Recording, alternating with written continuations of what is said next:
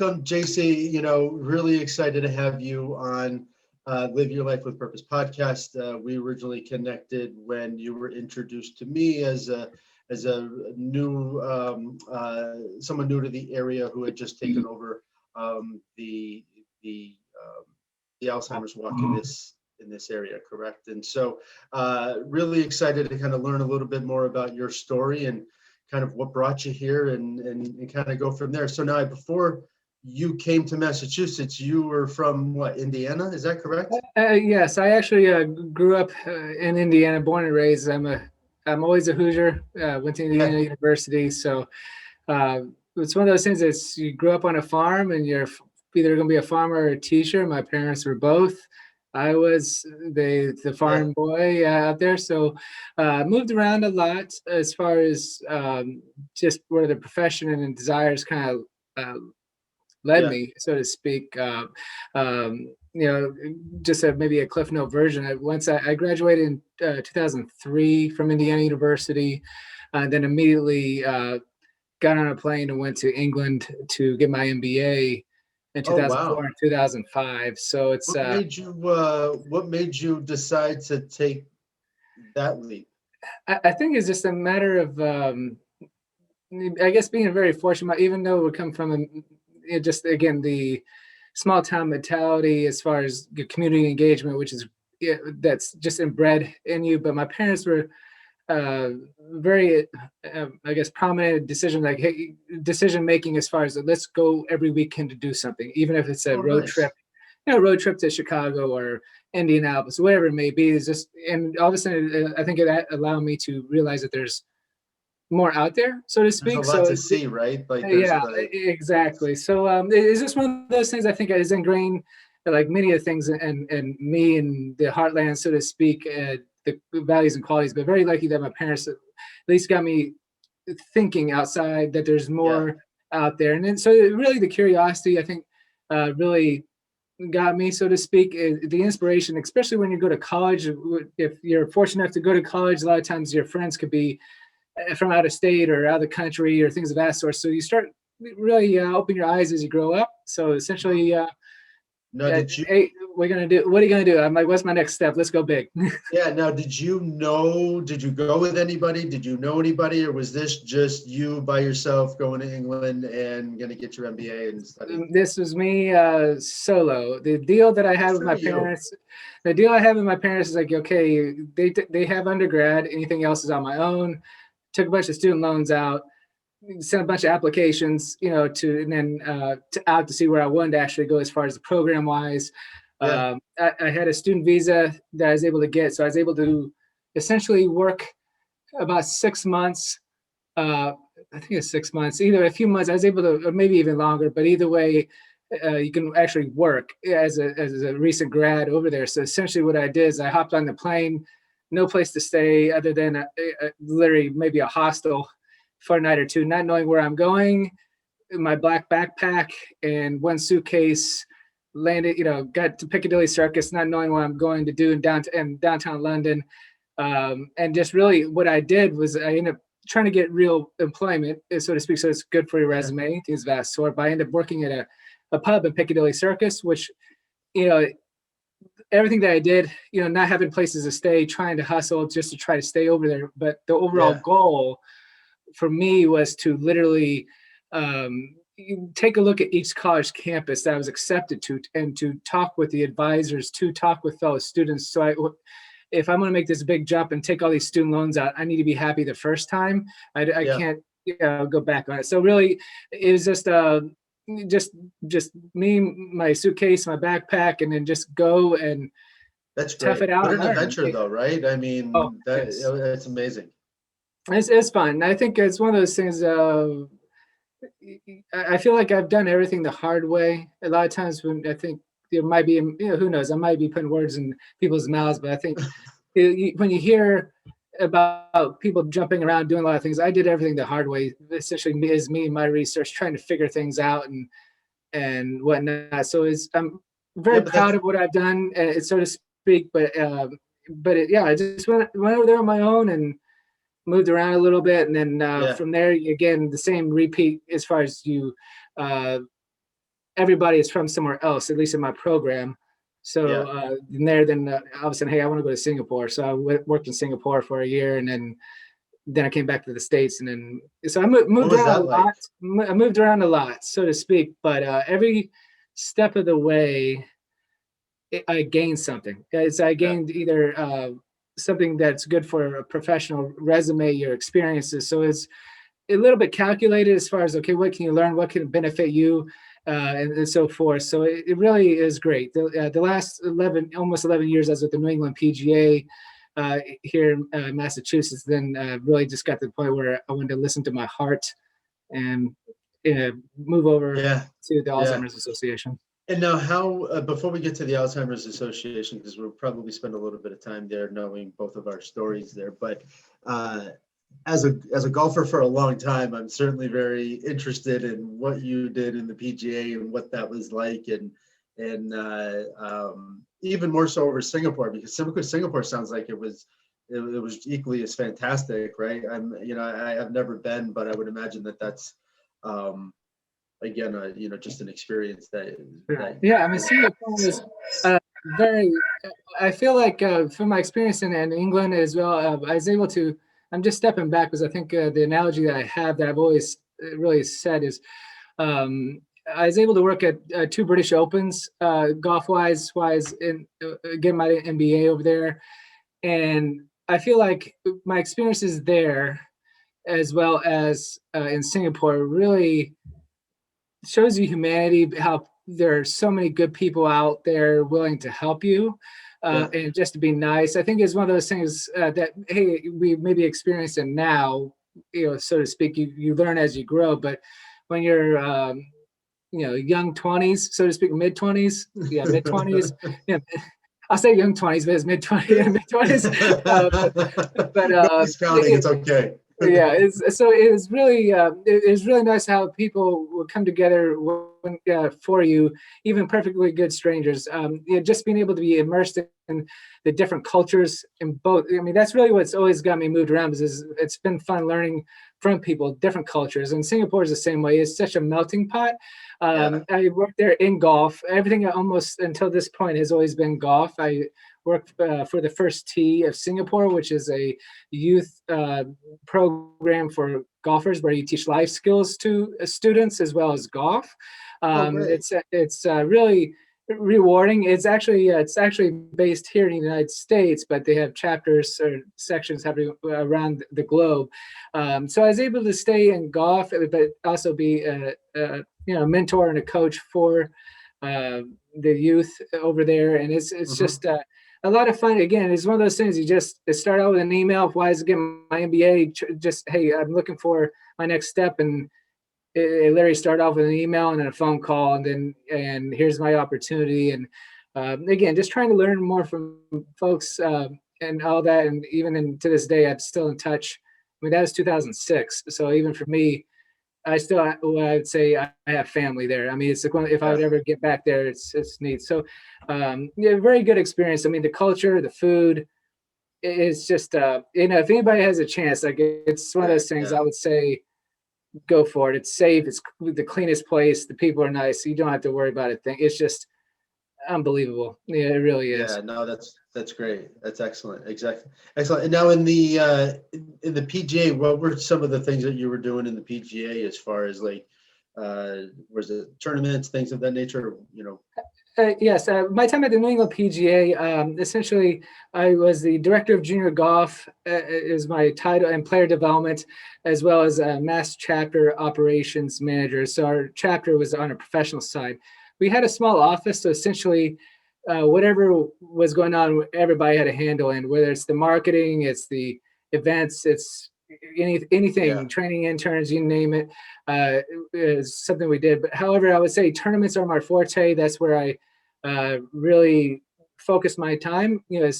Obviously in golf and like many other industries, there are different aspects. You can be a PGA professional at a golf club and run that merchandising operation, to be the head golf professional who does the merchandising and teach. You can, there's a whole gamut of titles and avenues you can take. For me, it just happened to be tournament wise. So I would think is about I think on average we ran in our section about 350 events in a short New England season. Specifically Yeah. on my junior golf side, I got to the point where I ran 140 events, really almost in a matter of 8 weeks, because you got to think when kids are out of school. So I'd have 4 or 5 events in a day.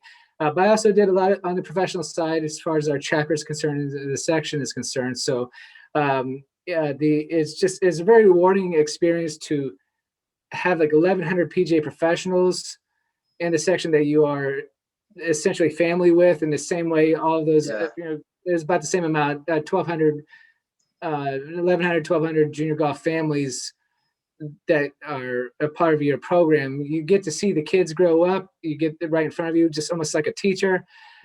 Same time, a lot of events. I was gonna say, it sounds like your background of your parents as your mother is a teacher and your father is a farmer has allowed you to really kind of take on these roles where you help educating people, but yet have that really hard work instilled in you that it takes to be able to run that many events in one day and over the course of the season and do all of that. And so, having that background, it seems like it's been very useful for you, which is a very, both are very professions that deserve a lot of praise.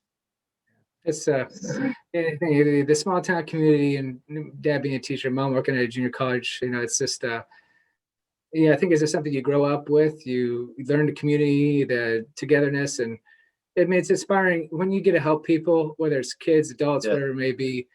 It's so rewarding. So it's one of those things. Exactly, the work ethic, but I think what you're grounded into, what you're growing up, really plays a part of what's kind of driven me today. Yeah, and now you're helping people in a much different capacity. And so, I know we've connected and maybe you can just share kind of what led you to the Alzheimer's Association and, kind of where we go from there for you.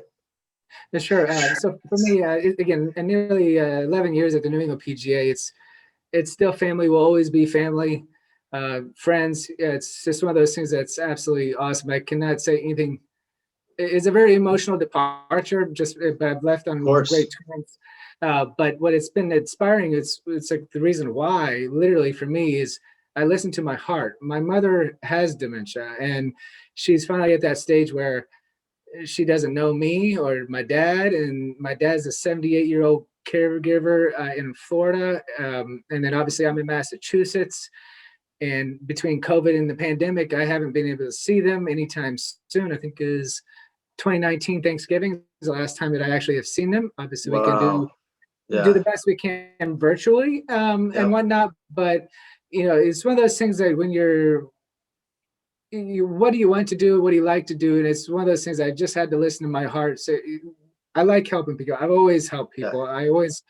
That's just who I am. And if not that I wasn't helping people at the New England PGA, but when I can see the deterioration of my mother, the toll it's taken on my family, I'm like, I need to be a part of the solution or be able to spread the word. At least help in some sort of way, right? Because it's such a devastating disease to really go through and be a part of.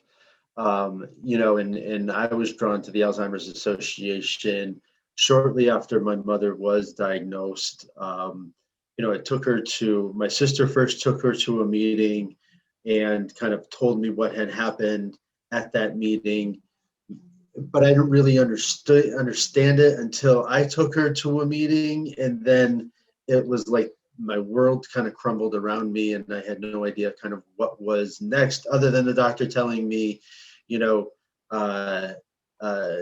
back in 6 months. And I didn't know, like, okay, well, what does this mean? And so it was after that I was doing some research and I found the Alzheimer's Association. And then I found, walking out of there, talking to somebody that really, was extremely, extremely beneficial. And then seeing the sign for the walk, and it was just like, I want to do that. And then it was like, okay, that started things for me. And then I got involved in the walk committee as a volunteer.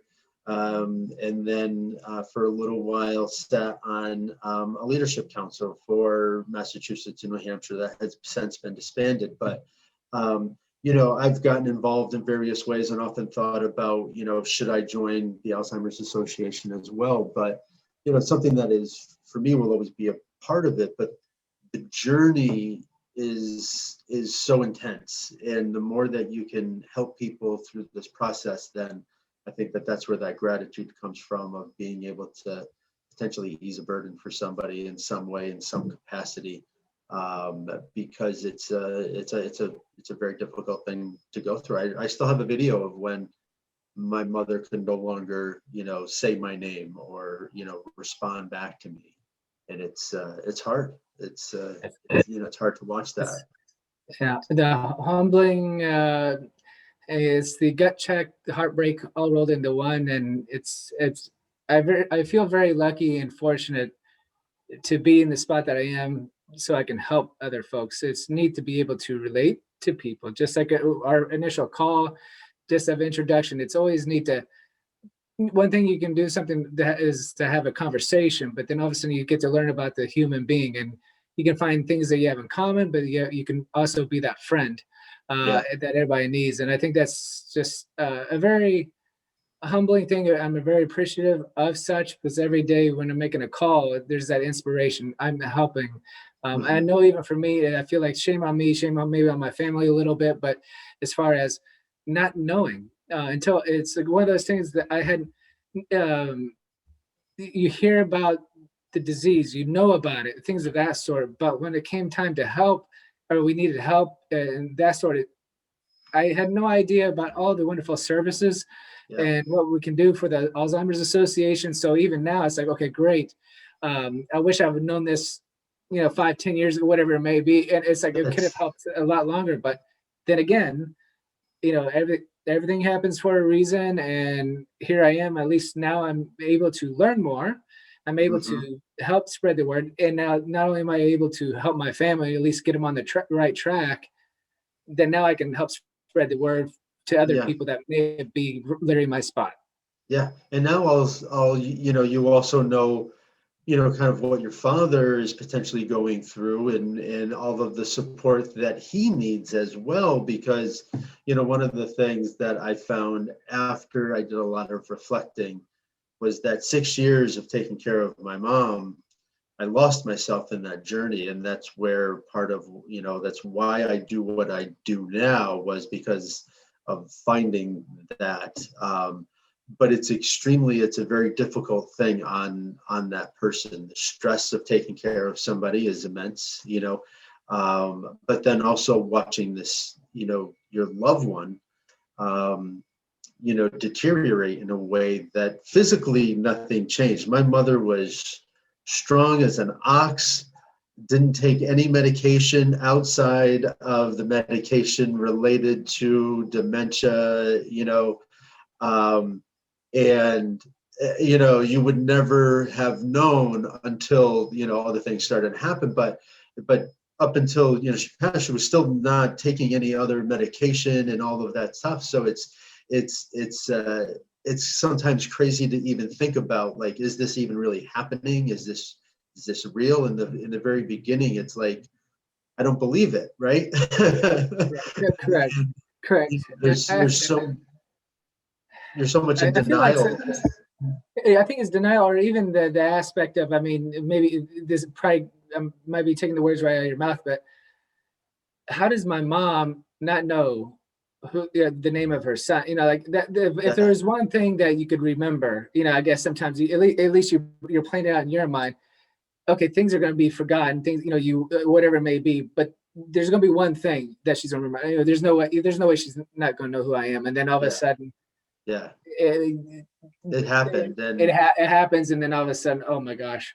The one thing that I was able to always maintain with mom was just, I always felt like, even though maybe at times she didn't recognize me, but she always felt safe and secure. You know what I mean? Like, if I grabbed her hand, she always, grabbed my hand back. And regardless of some of that other stuff, it's just comforting to know that you you give that, and so yeah, it's such a It's difficult. I think it's really it's such a life changing event and all that, but I think as bad as it can be, it's also what perception and then your attitude of what you can do and what you've seen, and you can.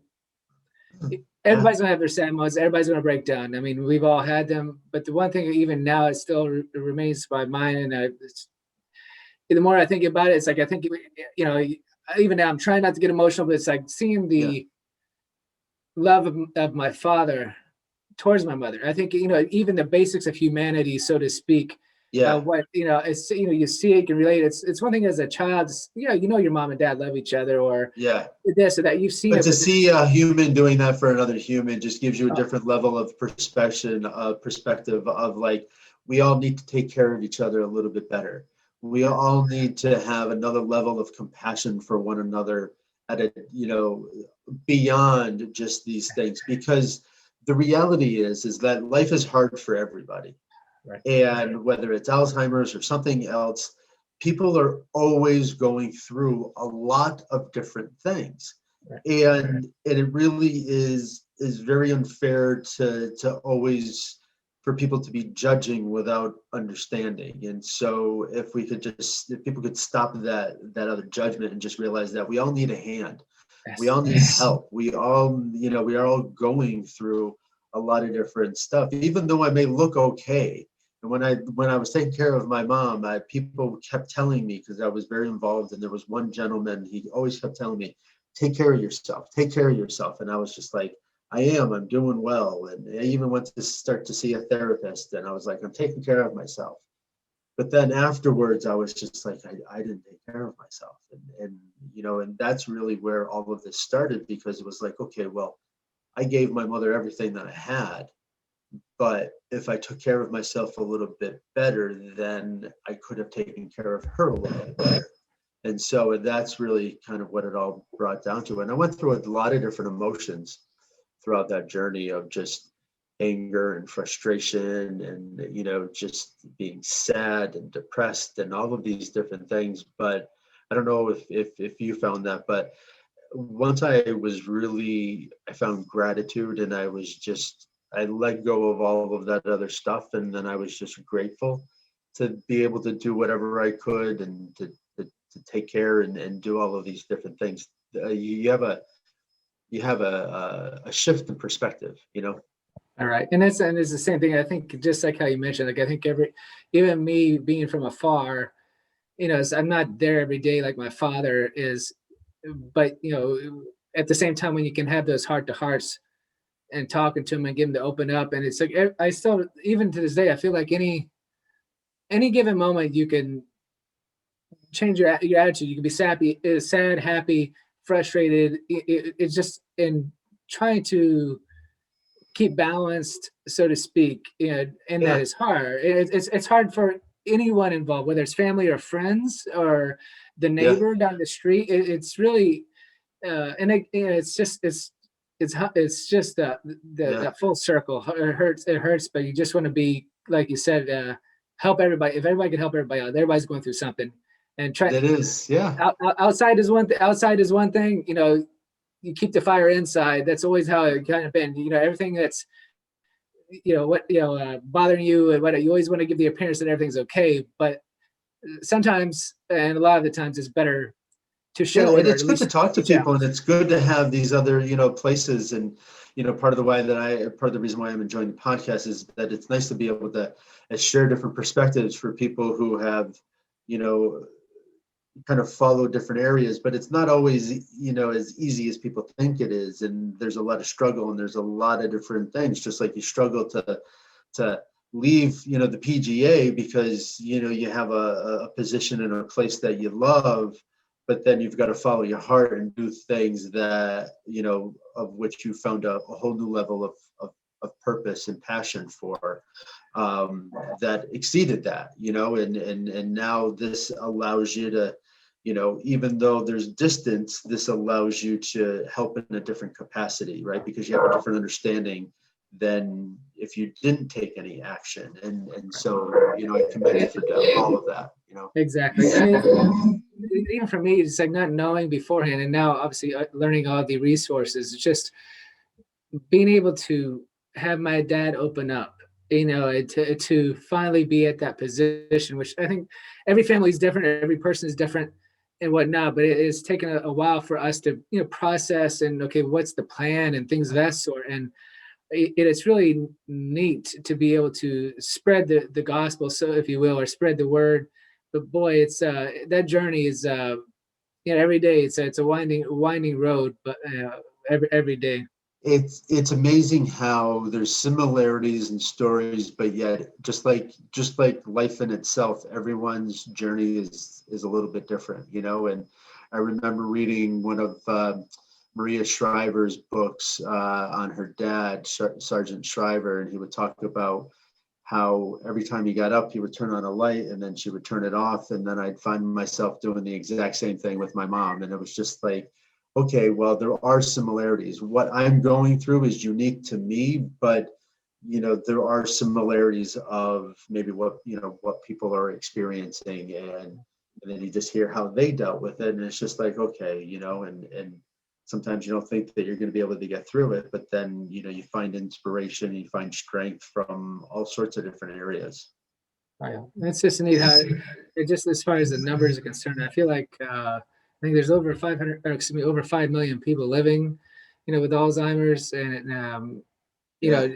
I feel like everybody knows someone or a family member has it, or a friend or neighbor. And, being able to speak about it is neat. I mean, whether it's just that conversation can help be so uplifting to you or to whoever, and or educational to the person who doesn't know. And it's just being able to have those wonderful conversations and being able to relate. I mean, that's, again, I feel very fortunate to be the walk manager for Berkshire and Pioneer Valley walks, but it's fortunate because you can relate to people. They're able to give me advice. I'm able to share, and this is not just it's not a profession. It's something that's directly impacting my family, and then it still goes back to, like, man, like, I need to help other folks. This is going through just a conversation. Just sometimes all it is a conversation, being that friendly ear on the other line, to help someone.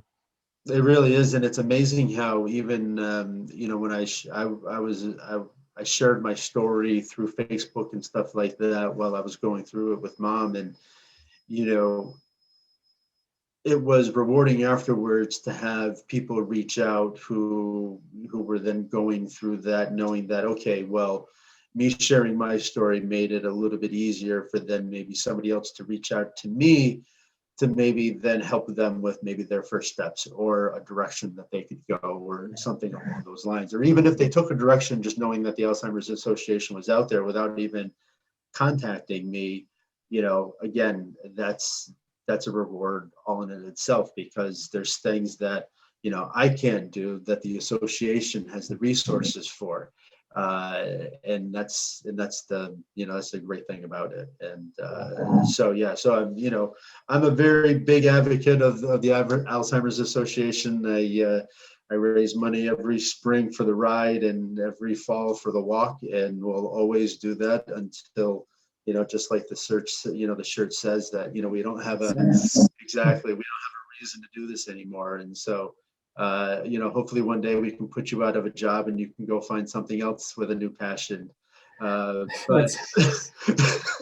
I would gladly like that. Give us that one flower and that cure, and then I will worry about the rest. Yeah, absolutely. But listen, Jacy, I really appreciate your time. I don't want to take up too much of your time, but I appreciate all that you're doing for the association and spreading your story and your journey, so that others can benefit from that. So so thank you. Awesome. And thank you very much, Scott, for having me. And one thing I would like to, if it's okay to close on, obviously, because the Alzheimer's Association is a very special place, that the one thing that has helped me, and I think it helps everybody else, is our 24/7 helpline. It's a wonderful resource. It's 1-800-272-3900. So if anybody's hearing this, watching this, it was my first steps with my parents, with my father, and it's now helping me down the road. So literally a simple phone call. But thank you very much for this opportunity to be able to speak from the heart. And then obviously, if anybody would like to reach out to me, my information's on the Alzheimer's website. I'm happy to do whatever I can to end this disease. Thank you very much for the opportunity.